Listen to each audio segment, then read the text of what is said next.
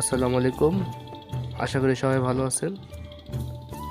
ছাদ বাগানে মরিচ গাছের মাশাআল্লাহ দিলে অনেক ফুল ধরেছে, খুবই দারুণ, ভালো লাগতেছে দেখে অনেক।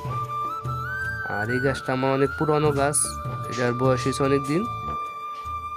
আর প্রত্যেকটা ঠাইলে ঠাইলে ফুল আর ফল হয়েছে, আর ফুলে পুরা গাছই ছেয়ে গেছে, খুব একটা দারুণ।